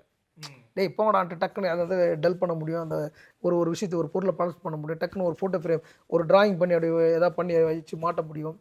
இதெல்லாம் இந்த மாதிரி படங்களை என்னோடய வேலைகள் செய்ய முடியும். அந்த மாதிரி நான் நிறைய பீட்சா பண்ணியிருக்கேன், மாயா பண்ணியிருக்கேன். மாயாலாம் வந்துட்டு அப்படியே ஸ்பாட்டில் அவன் ஹீரோ வந்து இல்லஸ்ட்ரேட்டர். அதில் நான் வரைஞ்சி சொல்லிட்டே இருப்பேன். இது வரைக்கும் பாரு என் பொண்ணோட படம், அது மாயாவில் நான் வரைஞ்சது. இதுதான் நான் அந்த பொட்டு வச்சது. ஆமாம், அது என் பொண்ணு. ஆக்சுவலாக அதை வந்து சும்மா அந்த ஸ்பாட்டில் என் பொண்ணை நான் வரைஞ்சி டக்குன்னு நாங்கள் மாட்டுறேன். ஓகேவா? அதை பார்த்தீங்கன்னா அந்த ஃப்ரேமில் வரும். அது எனக்கு இப்போ எல்லாமே ஒரு சேரு அது இதுன்னு இப்போ தான் கனெக்ட் ஆகுது எல்லாம். அப்புறம் அது வரைஞ்சிக்கிறதெல்லாம் என் பொண்ணு தான் வரைஞ்சது. என் பொண்ணு ஒரு பெரிய ஆர்டிஸ்ட், அவங்க பேர் இயலிசை. ஆனா இதுவுமான இந்த எல்லாம் இருக்கிற அது கீழே இருக்கிறது என் பொண்ணு தான் வரைஞ்சது. இதுவா? ஆமா, 8th படிக்கிறாங்க. வேணா அதை எடுத்து காமிச்சிடுறேன். ஏன்னா இனி சீரியஸா ஆச்சரியமா இருக்குண்ணே. இருங்க, நீங்க எடுத்துட்டு வாங்க. ஆமாம் ஆமாம் ஆமாம். நான் இது ஆ ஒரு இது ஃப்ரேம்னு நினைச்சேன். சீரியஸா இது வரைஞ்சு என் பொண்ணு இயலிசை பேர். எப்போ வரைஞ்சது இது? இது வந்துட்டு அவங்க வந்துட்டு இப்போ 7th பிகினிங்கில் வரைஞ்சாங்க. சார் 8th இப்போ தான் வரைஞ்சாங்க. இல்லை பிகினிங்கில் 8th. அண்ணே எங்க கொடுக்க கொஞ்சம். அப்புறம் அந்த சிங்கம் என் பொண்ணு தான் வரைஞ்சு. அதை கட்டிட்டு வாப்பா. இது சீரியஸா ரொம்ப ஆச்சரியமா இருக்குண்ணே. நான் 7th படிக்கும் போதெல்லாம் ஒரு ஸ்கொயர் போட்டு ஒரு ட்ரையாங்கிள் வச்சுட்டு பக்கத்துல ஒரு நிலாவை போட்டு விட்டுருவேன். இதுவும் என் பொண்ணு தான் வரைஞ்சது. அப்படியே பிளட்ல இருந்து அப்படியே இது வந்து அவங்க 7th படிக்கும் போது வரைஞ்சது. இது 7th படிக்கும். ஆமா ஆமா, ஒரு ஸ்கூல் எக்ஸிபிஷனுக்காக வரைஞ்சது. அந்த ஹேரோட அந்த டீடைலிங் முத கொண்டு அவ்வளோ கச்சிதமா இது பண்ணிருக்காங்கல்ல. ஆமா. இது என்னன்னா என்னோட இன்ஃப்ளூயன்ஸ் இதுல எதுவுமே கிடையாது. அதான் மேட்ரு. இல்ல நீங்க வரையறது கூட உட்காந்து பாக்குறது அதெல்லாம் வாய்ப்பே கிடையாது. நான் எது ஒரு பென்சில் எடுத்து நான் இப்படி கரெக்ஷன் சொன்னாலும் என்ன முறைச்சிடும். உன் வேலையை பாரு, எனக்கு தெரியும், நீ எல்லாம் கிட்ட வராத அப்படின்னு சொல்லுவோம். அந்த மாதிரி நம்ம இப்போ இதெல்லாம் கூட ஏதாவது தேவைப்பட்டா நான் படங்கள் யூஸ் பண்ணுவேன். இல்லை இது சீரியஸாக ரொம்ப ஆச்சரியமா இல்லை, ஃபியூச்சரில் உங்கள் கூடயே வந்துட்டு அவங்க ஒர்க் பண்ணலாம் அப்படின்ற மேபி அது அவங்களோட விருப்பம். ஆனால் இது பார்த்தீங்கன்னா டெய்லியுமே வரைகிற கேரக்டர் கிடையாது. அது எப்பயா போர் அடிச்சா எடுத்து வரையும், அவ்வளோதான். இது வந்து டெய்லியும் படம் வரைகிறதுலாம் கிடையாது. ஆனால் எப்பயாவது தான் வரையும். டெய்லி நம்ம ஏமா படம் வரையமாண்ணா அப்போ எனக்கு தெரியும் இப்போ பண்ணணும், டெய்லியும் வரையாது. நான் எதாவது டெய்லியும் வரையுமா இன்னொன்னாலும் அதுக்கு என்ன தோணுதோ அதை பண்ணுவாங்க. ஆனால் பயங்கர பேர் ரொம்ப டேலண்டடா இருக்காங்கண்ணே. சீரியஸா 7th படிக்கும்போது இப்படி வரைகிறாங்கன்னா இன்னும் அவங்களுக்கு இதுல அடிக்கடி ரொம்ப நிறைய ப்ரைஸ் வாங்கியிருக்கிறாங்க. ஸ்டேட் லெவலில் ப்ரைஸ் வாங்கியிருக்கு, இது மாதிரிலாம் வாங்கியிருக்கு நிறைய. அதில் வந்து ப்ரைஸ்லாம் ஒரு ஏதோ 700 rupees 1000 rupees வந்து 5th வாங்கிட்டு வந்துச்சு. இது மாதிரிலாம் நிறைய பண்ணுவாங்க. ஃபியூச்சரில் அப்போ அவங்கள தான் வந்து இன்டர்வியூ எடுக்கணும். நான் அந்த மாதிரி தான் இருக்குன்னு நினைக்கிறேன். என் பையன் வந்து அதுக்கு ஆப்போசிட். அப்படியே அவர் செந்தூர் இல்லைன்னு பேர். அவன் எதுவுமே பண்ண மாட்டான், சும்மா உட்காந்துக்கிறது அவனுடைய கலை. அப்படியே சும்மாவும் உட்காந்துருந்தா ஒரு வருஷம் கூட சும்மா உட்காந்துருப்பான். அதுவும் கஷ்டம் தானே. அது கஷ்டம் தான். அது ஒரு கலை இல்லை. ஆமாம், அதான் கதை கேட்குறது கேட்பாப்ல. ஆனால் இப்போ நிறைய பெரிய பெரிய படங்கள் ஒரு பேன் இண்டியா, இப்போ காந்தாவுமே ஒரு பேன் இண்டியா எல்லா லாங்குவேஜ்லேயும் பார்க்குறாங்க. இப்போ ஜவான், காந்தாவாக இருக்கட்டும், புஷ்பாவாக இருக்கட்டும், கிராஃபோர்ட் அண்ணன் நான் இன்டர்வியூ எடுத்தேன், அவருமே வந்து அதில் ஆர்ட் டைரக்டர். இந்த மாதிரி பெரிய பெரிய படங்களுக்கு ஒரு தமிழ் ஆட்கள் தான் வந்து ஆர்ட் டைரக்டராக போகிறாங்க. அப்படிங்கும்போது அது என்ன அந்த ஒரு விஷயம், இந்த மாதிரி பெரிய பெரிய படங்களுக்கு தமிழ் ஆட்கள் போய் ஒரு ஆர்ட் டைரக்டராக ஒர்க் பண்ணுறது அவ்வளோ டேலண்டடாக இங்கேருந்தே அங்கே மற்ற லாங்குவேஜ்லேயும் போய் ஒர்க் பண்ணுறாங்களே. அது என்னென்னா பொதுவாக டெக்னீஷியனாக ஒரு கேமராமேன்ஸ் முதற்கொண்டு அதுதான் வரேன். டெக்னிக்கலாக ரொம்ப சவுண்டாக இருக்கிறது இங்கே தமிழில் இருக்காங்க. ஓகே, அது என்னென்னா நம்மளுக்கு எப்பயுமே ஒரு அர்ப்பணிப்பு பிடிக்கும். நம்ம அதாவது தமிழர்களுக்கு வந்து ஒரு அர்ப்பணிப்புன்றது ரொம்ப பிடிக்கும். அர்ப்பணிப்பு மீன்ஸ்னால் ஒரு உண்மையாக இருக்கிறது ஒரு விஷயத்துக்கு. ஒருத்தங்கிட்ட நம்ம டெடிக்கேட்டட் வேறு, உண்மையாக இருக்கிறது ஒன்று வேறு. டெடிக்கேட்டடாக இருக்கிறது எல்லாம் வேறு. திருடவனை டெடிக்கேட்டடாக இருப்பாங்க. உண்மையாக இருக்கிறது. இப்போ உங்கள்கிட்ட நான் ஒரு கமிட்மெண்ட் உனக்கு கொடுத்துட்டேன்னா, நாளைக்கு வரேன்னா நான் நாளைக்கு வந்து அந்த இடத்துல நிற்கணும், உனக்கு ஒரு விஷயத்தை செஞ்சு கொடுக்கணும்னா அதுக்கு வந்து உண்மையாக செஞ்சு கொடுக்கணுன்ற அது வந்து நம்மளுடைய தமிழர்களுடைய அந்த எல்லாருடைய இருக்குல்ல, சாதி மதம் கடந்து எல்லா மனிதர்கள்கிட்டையும் அது இருக்குது. அதுதான் அது ஒரு விஷயத்த சுத்தமாக செய்கிறது, ஒரு ஆனஸ்டாக செய்கிறது, ரொம்ப நேர்த்தியாக செய்கிறது, இதெல்லாம் நம்மள்கிட்ட இருக்குது. தமிழர்கள் மட்டும் அதை நம்ம குறிப்பிட்டு அதை ரொமான்டிசைஸ் பண்ணக்கூடாது. இருந்தாலும் நம்ம எல்லாத்துக்கும் ஒரு சமூகத்துக்கும் ஒரு சில விஷயங்கள் இருக்குது. அதோட இது ஒன்று. அதுக்கப்புறம் நம்ம இங்கே சினிமா, அதுக்கப்புறம் அதை தாண்டி சினிமானாலே தமிழ்நாடு தான். ஆமாம், ஆரம்பத்துல இருந்து இங்கே தான் ஒட்டுமொத்த இந்தியாவுக்கான சினிமாவே இங்கேருந்து தான் ப்ரொடக்ஷன் ஆச்சு. அதோட எச்சம், அதோட நீட்சி எல்லாருக்குள்ளேயும் அது இருக்குது. சினிமானால தமிழ். இங்கே கோடம்பாக்கம், வடபழனி, இங்கே தான் ஃபுல்லாக Vahini studio, AVM studio, Prasad studio, எல்லா யூனியனே வந்து இந்தியாவுக்கே இதுதான் யூனியன். இன்றைக்கி இங்கே இருக்கிற யூனியன் கார்டு இந்தியா ஃபுல்லாக நீங்கள் ஒர்க் பண்ணலாம். ஆனால் வெளியில் இருக்கிற கார்டுக்கு அந்த இது கிடையாது. அப்படி ஒரு ஆமாம். நம்ம கிட்ட இப்போ நம்மளுடைய யூனியன்ல இருந்து போயிட்டு எங்கே வேணாலும் ஒர்க் பண்ணலாம். ஆனால் வெளி யூனியன்லேருந்து வந்து இங்கே ஒர்க் பண்ண முடியாது. நம்ம யூனியன் எல்லா இடத்தையும் அக்செப்ட் பண்ணுவாங்க, மற்ற யூனியன் எல்லா இடத்தையும் அக்செப்ட் பண்ண மாட்டாங்க. எங்கேயோ ஒரு இடத்த அக்செப்ட் பண்ணுவாங்க, பண்ண மாட்டாங்க, இப்படிலாம் இருக்கும். அந்த மாதிரி சினிமாவோட ஒரு வித்து, ஒரு விதைன்றது இங்கே தான். ஓகே, அதுக்கான ஜாமானுங்க ஏவிஎம் மெய்யப்ப செட்டியார்லேருந்து அந்த சேலம் மாடர்ன் தியேட்டர் ஓனர் அவர் பேர், அவர்லேருந்து இவங்கெல்லாம் வந்து சினிமாவை வந்துட்டு அப்படியே அங்கேருந்து போயிட்டு இங்கே வெளிநாடு போய்ட்டு அந்த மாடர்ன் தியேட்டர் ஓனர்லாம் வந்துட்டு ஒரு ஃபாரின் போயிட்டு அவர் ஹாலிவுட்டில் போயிட்டு அந்த சினிமா பார்த்து தெரிஞ்சுட்டு அங்கே இருக்கிற கேமராமேன்லாம் கூப்பிட்டு வந்து அப்போ அந்த மாதிரி இங்கே தமிழில் தான் வந்து சினிமாவுடைய கலை வந்துட்டு இது. அதோட வீரியமாக அதோட சாயலாக அது எல்லாமே இருந்துகிட்டே இருக்குல்ல. அப்போ எல்லாரும் நம்ம சினிமாக்குள்ளே போனாலே அப்படி ஒரு இங்கே தான் அதனால தானே இங்கே முதலமைச்சர் ஆக முடியுது. இன்றைக்கி தளபதி விஜய் அவர்கள் வந்துட்டு நானும் வரேன்னு சொல்லிட்டு வராரு. அந்த சினிமாவோட தாக்கம் அப்படிங்கிறது எல்லாம் ஆமாம் ஆமாம் ஆமாம் ஆமாம் அதுதான் ஒரு ஒரு நாட்டுக்கே முதல்வர் ஆக்கக்கூடிய அளவுக்கு இங்கே பொதுவாக அந்த நம்ம பகுதியில், அதாவது ஆந்திரா, தமிழ்நாடு, அந்த மாதிரியான பெங்களூரு, அதில் தமிழ்நாடு வந்து ரொம்ப டெக்னிக்கலாக சவுண்டானது. சினிமாவை ரசித்து, அதாவது சினிமாக்குள்ளே ரொம்ப போதையாக இருக்கிற ஒரு ஊருன்னா ஆந்திரா. அங்கே அந்த மார்க்கெட்டே ரொம்ப பயங்கரமாக இருக்கும், வெறித்தனமாக இருக்கும் அங்கே. அது அந்த மாதிரியான ஊர் அது. இங்கே நம்ம கொஞ்சம் அப்படியே சட்டில்டாக இருப்போம், சரி தவிர கரெக்டாக புரிஞ்சுப்போம். ஆனால் அங்கே கண்மூடித்தனமாக சினிமா பார்ப்பாங்க, சினிமாவுடைய வெறித்தனமான ரசிகர் கொண்டாடிடுவாங்க. ஆனால் இப்போ படத்தில் இது ரொம்ப க்யூரியஸாக இருந்தது எனக்கு. அந்த ஒரு கேமரா காட்டுவீங்கல்ல, அது செட் ஒர்க்கா இல்லை ரியலாக அந்த மாதிரி ஒரு கேமராவை எடுத்துகிட்டு வந்து? கேமரா இல்லை, ரியலாக நம்ம ரெடி பண்ண கேமரா எடுத்துகிட்டு வந்து அதை நம்ம மேக் பண்ணி அதை கொஞ்சம் ஃபைன் டியூன் பண்ணி அங்கே இருக்கிற அந்த இதெல்லாம் ஓடும் பாருங்க, அந்த மூவியால் அந்த ரெக்கார்டர்லாம். ஆமாம் ஆமாம், ஒர்க்கிங் கண்டிஷனோட நம்ம பண்ணோம் அதை இது வர மாதிரி. அதுக்கப்புறம் அந்த இதில் நம்ம அவர் சமுத்திரக்கனி வந்து ரீல்லாம் கட் பண்ணுவார், அந்த அது வந்து மூவியால், அதுக்கு பேர் ஆக்சுவலாக எடிட்டிங் மிஷின் அது. ஆக்சுவலாக அது வீட்லேயே வச்சுருப்பார் அந்த டேரக்டர், அந்தளவுக்கு அவர் எக்ஸ்பர்ட்ன்றதை காட்டுறோம். அதை நம்ம வந்து ஆப்ரேட் ஆகிற மாதிரி அதுக்கு ஒரு லைட் செட் பண்ணி அங்கே என்ன எப்படி இருக்கும் அதெல்லாம் நம்ம ரெடி பண்ணது. ஓகே. ஆனால் இப்போ அடுத்தடுத்து என்னென்ன படங்கள்லாம்? அடுத்து வந்துட்டு இப்போ நான் லீனா மணிமேகலோட அதை தூக்குனாங்கன்னு ஒரு படம் ப்ராசஸில் இருக்குது, போயிட்டுருக்கு ஷூட்டு. அப்புறம் நம்ம கௌதம் கார்த்திக், ராஜ்மோகன் அசிஸ்டன்ட் தீனான்னு ஒரு தம்பி, அவர் படம் பண்ணுறாரு. தமிழ் பிரபா ரைட்டர், அவர் டைரக்ஷன் பண்ணுறாரு, அவரோட படம் பண்ணுறேன். ஓகே. இதில் கூட ஒர்க் பண்ணியிருந்தார்ல அவர்? ஆமாம், இதில் வந்து ஸ்கிரிப்ட் ரைட்டராக ஒர்க் பண்ணியிருந்தார் தமிழ் பிரபா. ஓகே. நல்ல ஒரு சென்சிபிளான ஆள். இப்போ நான் தான் அவரை ரெஃபர் பண்ணேன் டைரக்டருக்கு. ஓகே. ஆமாம் ஆமாம், அவர் நல்லா, அவர் பெரிய அந்த படத்துக்கு பெரிய பலமாக இருந்தார். டைலாக் எல்லாம் அதிகமாக அவரோட டைலாக்லாம் இது பண்ணியிருக்கு, நல்லா நிறைய டைலாக்ஸ் ரொம்ப பிடிச்சிருக்கு. ஆமாம் ஆமாம் ஆமாம், அவன் கொஞ்சம் கொஞ்சம் ஹியூமராக நல்லா பண்ணுவாப்புல. ஓகே. அது டேரக்டரோட சேர்ந்து நல்ல டேரக்டரும் செம்ம சூப்பரான ஆள். அதில் வந்துட்டு கரெக்டாக கொலாபரேஷன் பண்ணி ஒர்க் பண்ணாங்க. கட் சொன்னதுக்கப்புறம் நடிக்காதரா மகாதேவா அப்படிங்கிற. ஆமாம் ஆமாம், அந்த சீனுக்கு அந்த டைலாக்லாம் எல்லாரும் கை தட்டினாங்க. அப்புறம் என்னடா ஆடியன்ஸு இந்த வார்த்தை எங்கடா கற்றுக்கிட்ட? என்னடா ஆடியன்ஸு 50 வருஷம் ஆனால் அந்த ஆடியன்ஸ் இருக்க மாட்டான்டா, என் படைப்பு தாண்டா இருக்கும் அப்படின்னு சொல்கிறதுலாம் அதெல்லாம் ரொம்ப சூப்பரான நிறைய டைலாக்ஸ். ராணா பேசுகிற அந்த கரடி மேட்ரு, அதுக்கெல்லாம் கூட நிறைய பேர் கை தட்டினாங்க. சார் கூஸ் பம்பாக இருக்குது, ஆனால் என்ன பேசுனீங்கன்னு புரியல அப்படிம்பாரு. அந்த பக்ஸு சொல்லுவார், நிறைய விஷயங்கள். ஆனால் தொடர்ந்து நிறைய ஒர்க்ஸ் பண்ணிருக்கீங்க. இந்த படம் பார்த்துட்டு கால் பண்ணி உங்களுக்கு வந்த விஷ் அப்படின்னா யார்கிட்ட இருந்து? இந்த படம் பார்த்துட்டு எனக்கு வந்துட்டு கால் பண்ணது வந்துட்டு நிறைய பேர் ஃபோன் பண்ணாங்க. ஆக்சுவலாக நிறைய ரிப்போர்ட்டர் தான் ஃபோன் பண்ணாங்க. என்ன சொன்னாங்க? இந்த இது ஆர்ட் டைரக்ஷன் பற்றி வேறு எக்ஸ்ட்ரீமாலாம் சொன்னாங்க. அதாவது இது வந்து உங்களுக்கு நேஷனல் அவார்டு கிடைக்கும், தேசிய விருது கிடைக்கும் கண்டிப்பாக. ஒரு எடிட்டர் ஒருத்தர் ஃபோன் பண்ணார், அதுக்கப்புறம் ஒரு ரிப்போர்ட்டர் ஃபோன் பண்ணார். நிறைய ரிப்போர்ட்டர் தான் ஃபோன் பண்ணாங்க. இப்போ அந்த ப்ரெஸ் ஷோவிலேருந்து நிறைய பேர் ஃபோன் பண்ணாங்க. அதுக்கப்புறம் உங்களுக்கு அது கிடைக்கும் இது கிடைக்கும் இப்படி தான் ஒரு ஒரு படத்தை சொல்லுவாங்க.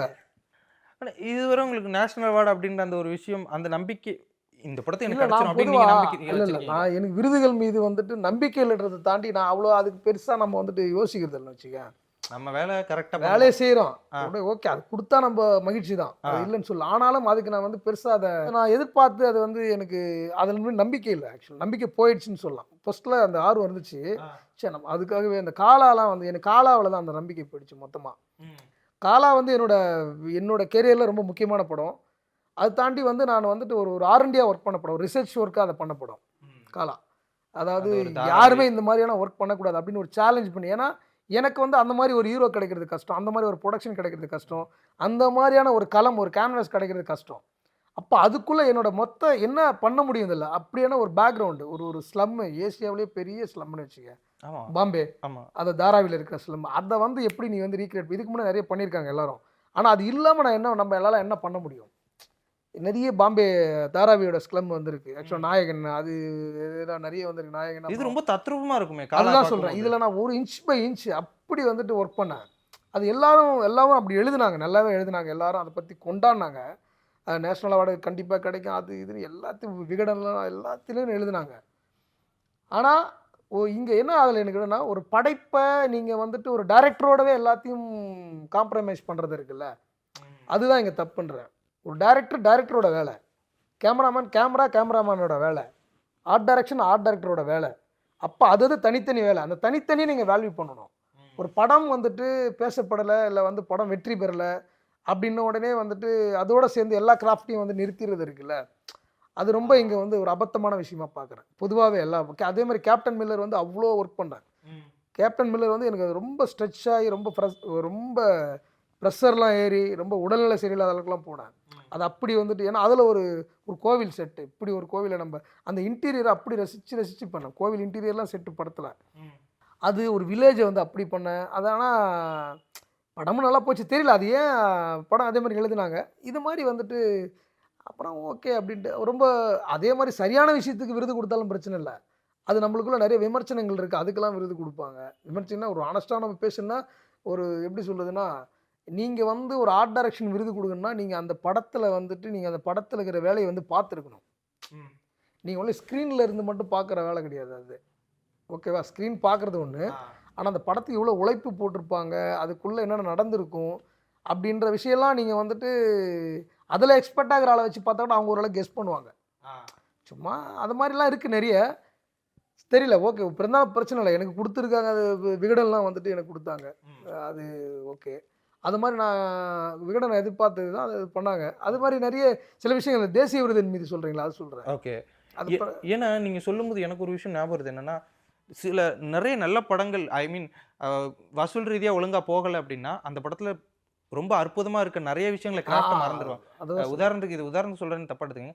கங்குவான்னு ஒரு படம் நல்லா போகல, படத்தோட மற்றபடி அதோட கேமரா ஒர்க்ஸாக இருக்கு, நல்லா பண்ணியிருப்பாங்க எல்லாமே எனக்கு ரொம்ப அந்த படம் ஓடல, அது எல்லாத்தையும் மறந்து நிறைய படம், அது மாதிரி நிறைய படம் ஒரு அந்த படம் ஒர்க் அவுட் ஆகலன்னா அந்த படத்துல இருக்க கிராஃப்ட் எல்லாத்தையுமே மறந்துடுறாங்களே, கொண்டாடுறலையே அப்படின்ற அந்த ஒரு வருத்தம். கண்டிப்பா ஓகே. எனக்கு அது சார்பட்ட பரம்பரையில தான் எனக்கு நீங்க சொல்லும்போது எனக்கு படமும் வெற்றி, படமும் அதனால வந்துட்டு எடுத்து அதை அந்த பெருசா எடுத்துக்கினாங்க. படம் வெற்றி, என்னோட ஒர்க்குமே நல்லா பேசினாங்க, அதுக்கு ஒரு விருது அப்படின்னு அதுக்கு தான் கொடுத்தாங்க எனக்கு. இதெல்லாம் விகடன்ல கொடுத்தாங்க. ஓகே.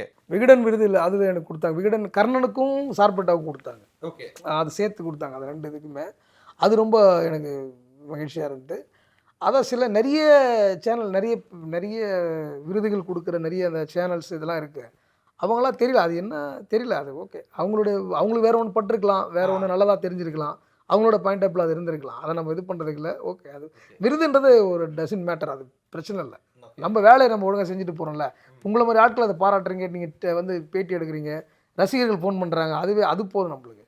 டைரக்டர்ஸ் தெரிஞ்சுக்கிறாங்க நல்லா ஒர்க் பண்ணுறாருன்னு, அது ஓகே, அவ்வளோதான். புரியுதுண்ணே.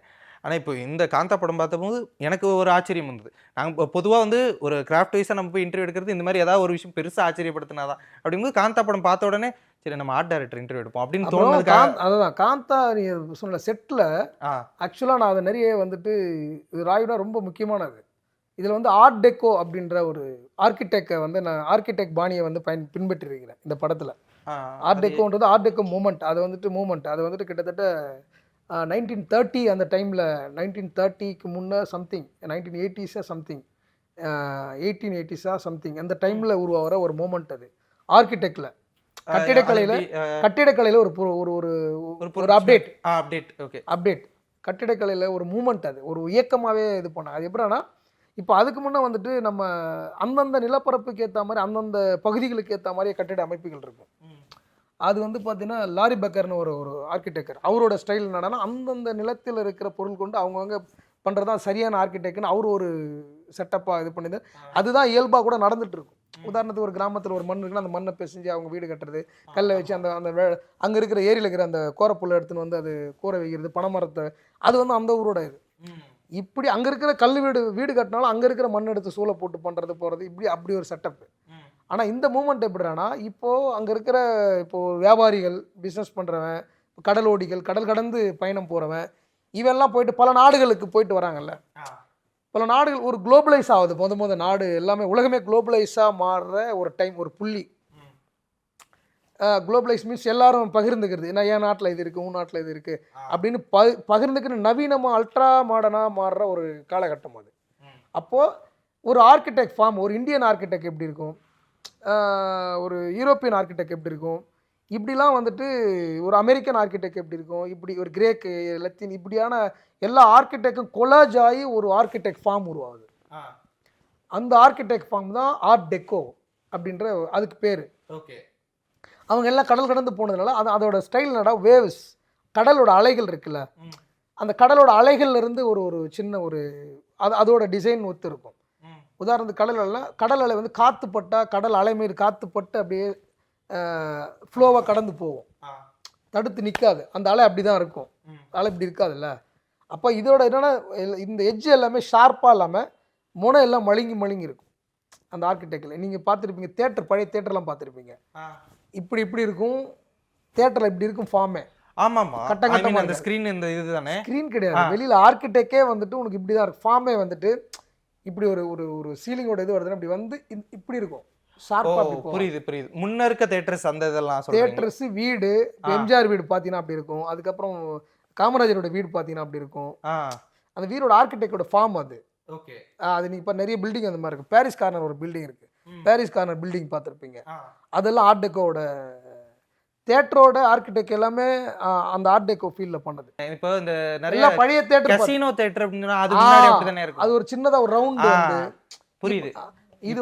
இது வந்து ஆர்ட் டெக்கோ, அதோட ஃபர்னிச்சரும் ஆர்ட் டெக்கோ ஃபீல்ட்ல இருக்கும். ஓகே. ஆர்ட் டெக்கோ ஃபர்னிச்சர் எப்படி இருக்குன்னா அதுல ஒரு ஃபார்ம் இருக்கும், இப்படி எம் மாதிரி இப்படிலாம் இருக்கும். அந்த அதனால ஒரு வேவ்ஸோட இது அது ஆக்சுவலா அலைகளோட இது. கீழே வந்து எட்ஜ்லாம் பார்த்தீங்கன்னா இந்த கால் வந்து இப்படி வந்து ஷார்ப்பாக இருக்கும், ரொம்ப ஷார்ப்பாக இல்லாமல் கொஞ்சம் அப்படியே இருக்கும். இப்போ இது இருக்குன்னு வச்சிங்களா, இது கீழே இருக்கிற அந்த இது வந்துட்டு எட்ஜ் அப்படியே கொஞ்சம் ஷார்ப்பாக இருக்கும். சேர்ஸ்லாம் அந்த மாதிரி டிசைன் இருக்கும். எல்லாமே நம்ம அப்படி தான் ஒர்க் பண்ணியிருப்போம். அதில் இருக்கிற அந்த செட்டில் இருக்கிற எல்லா ஃபர்னிச்சரும் டிசைனர்டு ஃபர்னிச்சர், எங்கேயுமே கடையில் வாங்கினது கிடையாது, நாங்களே உருவாக்குனது. நானே அது எல்லாமே உங்களுக்கு அந்த வீடியோவில் மேக்கிங்கில் இருக்கும். ஓகே, பாருங்கள். அந்த விண்டோ எல்லாமே அந்த ஆர்ட் டெக்கோட விண்டோ, அந்த ஆர்ட் டெக்கோட அந்த இது இருக்கும், அந்த விண்டோவிலே இருக்கும்.